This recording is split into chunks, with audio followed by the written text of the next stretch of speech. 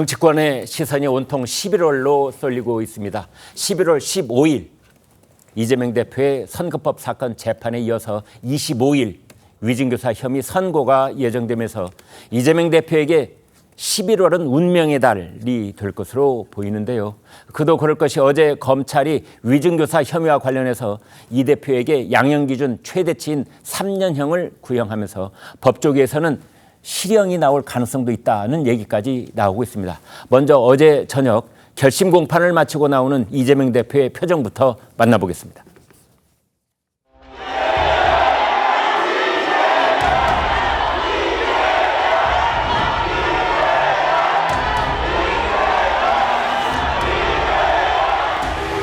카메라 있어야 되니까. 잘 안 보이죠? 이쪽으로. 이 사건은 녹취록도 검찰이 편집 조작하고 중요한 증거도 숨기거나 왜곡하고 없는 사실을 만들어서 억지로 만든 사건입니다. 구형이야 5년, 7년도 할 수 있겠지요. 그야 검사 마음 아니겠습니까?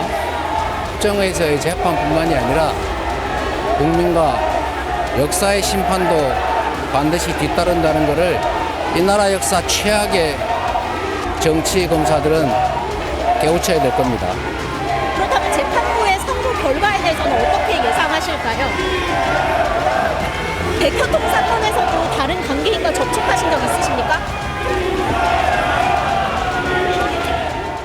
자, 검찰을 비난하는 원색적인 발언을 한 끝에 선고를 어떻게 예상하느냐에 대해서는 대답을 하지 않고 차량에 탑승을 하는 이재명 대표의 모습을 보셨습니다.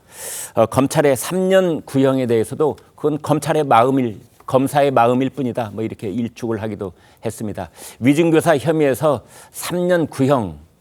자, 박상수 변호사께요. 그러니까 양형 기준으로 봤을 때는 최대치 이렇게 볼 수 있겠네요. 네, 양형기준표, 대법원 양형기준표는 권고안이긴 하지만 비교적 이렇게 잘 지켜지는 사안인데 네. 이에 대해서 위증교사에서 최대치는 3년입니다. 네. 하지만 이제 아까 인터뷰에서 5년, 7년을 구형할 수 있다 그랬지만 위증교사죄의 법정 최고형은 5년입니다. 네. 그래서 이제 최고는 5년까지 구형은 할 수 있었던 거죠. 네. 그러니까 우리가 흔히 얘기할 때 이렇게 양형기준표가 있다 하더라도 양형기준표가 아무리 가중 요소가 이렇게 해도 네. 법정 최고형까지는 보통 안 잡아놓는데 네. 가끔 보면은 정말 이제 흉악한 범죄들 같은 경우에는 법정 최고형까지 가기도 합니다. 네. 그래서 어제는 이제 법조인들 사이에서는 뭐 2년 구형설, 3년 구형설, 그 최대는 한 5년 구형설까지도. 왜냐하면 그게 이제 위증교사의 법정 최고형이 5년이기 때문에 네. 그 말들이 이렇게 좀 나눠졌는데 3년 구형으로 어제는 결론이 났습니다. 네. 최병천 소장님. 지난번에 이제 공직선거법 위반은 2년 징역형 구형, 이번에는 3년 이렇게 됐는데 사실 이러 예상한 사람이 많았을까요? 2년 구형 자체도 좀 약간 이례적이어가지고요. 네. 선거법에서. 그래서 약간 예상한 사람도 꽤 됐던 것 같습니다. 지금 이게 뭐랄까 11월 5일 날은 미국 대선이고 네. 15일 날과 25일이 마침 또 이재명 대표 이 선고일이 돼가지고 이렇게 오자 돌림이 완전히 11월 달은 빅데이가 돼버린 것 같아요. 네. 그래서 아마 좀 결과를 봐야지 될 것 같은데 정치적으로 일정한 정도의 좀 파장이 있지 않을까 싶습니다. 네. 송국건 국장님. 네.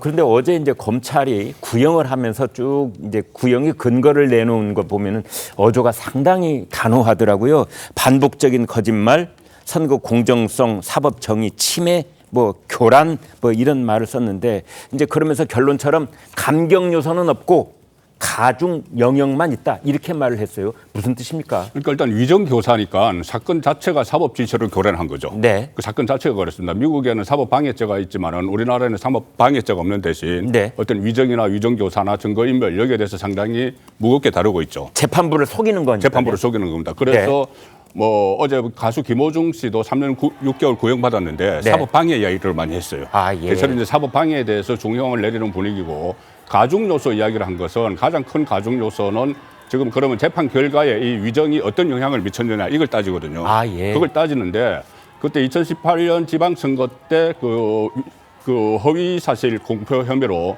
그때 이제 그 기소가 된 것이 두 건입니다. 네. 하나는 친형 강제 입원이고 네. 하나는 이거 검사 사칭인데 예. 친형 강제 입원은 2심에서 벌금 300만 원이 나온 적이 있어요. 네. 그리고 대법원에서 파기환송됐는데 네. 이 사건은 1, 2, 3심이 전부 다 무죄였습니다. 하. 무죄였기 때문에 네. 1, 2, 3심에서 무죄로 판단하는 데는 이 위정이 상당한 역할을 작용을 했다. 그러니까 전 선남금 시장 수행비서였던 예, 김진성 김진수의 씨. 위정이 작용을 했고 네. 그 위정을 교사한 사람이 이재명 대표이기 때문에 네. 이렇게 가중 요소가 적용이 돼서 최대치가 나온 거죠. 네.